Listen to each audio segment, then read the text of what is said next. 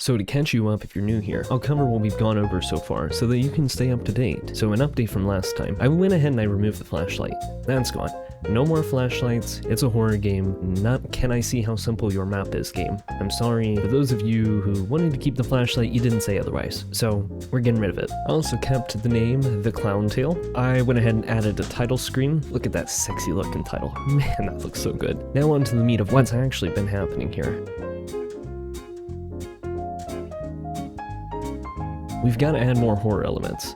This is a walking humor simulator right now, and we've just got to spice it up, you know? So when you pick up the donut we made in the last video, I made it so that this doll will just appear on the table right beside you. Yeah, that laugh is cursed. Why are children dolls so creepy? You tell me, I don't know. Anyways, but if that wasn't creepy enough, I decided it was a great time to begin closing the gameplay loop. So I added this jump scare, and to achieve this jump scare, I created a brand new scene, and then I put the clown right up in your face. But you don't know that yet. Move on to moving the audio towards the camera as he's playing some running sounds. He's running, adds some breathing, and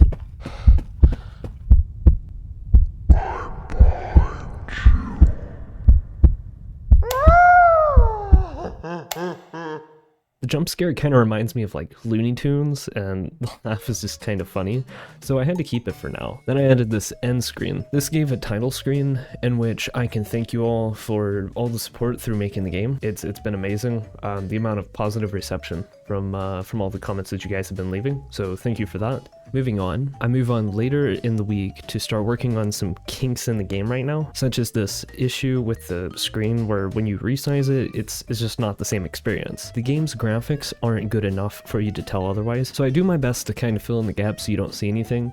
And the issue is that if your screen is too wide, then you might see the clown in the corner, but you might see the doll also disappear instantaneously from the table on your left, especially if you're looking from the corner, which takes away from the immersion. And if I am not going to animate her getting off the table and, you know, running into a dark vent somewhere, I just don't want you to see it yet. And so that way, when we play the laugh from the corner, when the player looks over, the doll is gone. And this puts me in a spot where I felt I needed to test the game with like a real audience, you know, just a little bit, so I can assemble a little bit of feedback. So I put together some of my friends and I let them play test it. And then out of the feedback, I finally decided to start working on the settings screen. I implemented this slider for the background music and the voices level. No more pretty eardrums getting damaged anymore. Yay.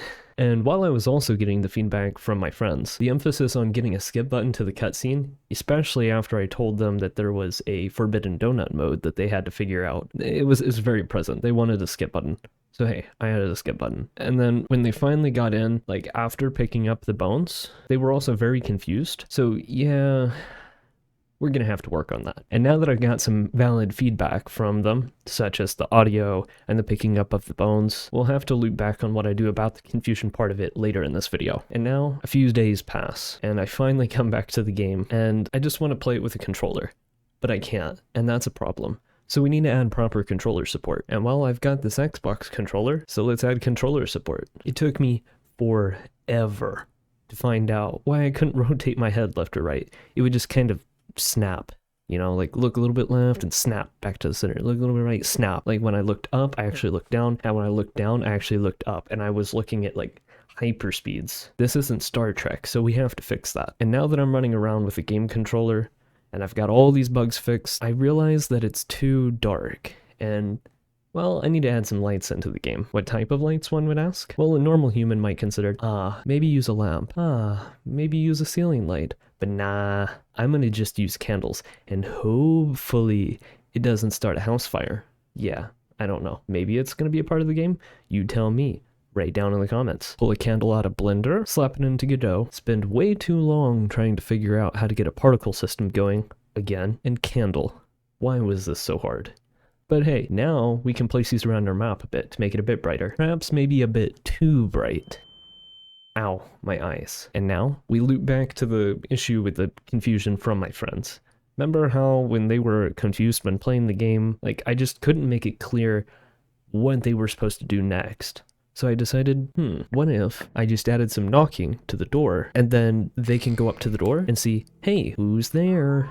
Ha, trick's on you. You actually know this part, because I love to show it. I won't tell you who. You'll have to find out who is actually at the door yourself. And now that we have that, we can go ahead and implement some more stuff into the donut mode. Let's go ahead and add some more doll lore, because I feel like that would just add to the Forbidden Donut mode quite drastically. And so let's add this doll into the corner, and then when you see the clown and she disappears, we'll have her follow you to the door after, you know, you're about halfway down the hallway, and then all of a sudden there's this laugh, and then you turn around, and there's the doll. There's a silhouette, laughs at you, and she will close the door and lock it. So you can't go back anymore. Now you're truly locked in. What a twat. And now coding this, that was also in and of itself an interesting challenge. I've never used a raycast to intercept a area before. So we had to add to the seeing cast here on the player to be able to intersect an area that maybe triggers some code when some certain events are met. So we go ahead and add that into the code here, and maybe it's not quite optimized or quite the way that it's supposed to be done, but this is the way I figured it out. And so, yeah, hey, it works. And this is all I have for this devlog. So join the Discord. Let's grab some coffee.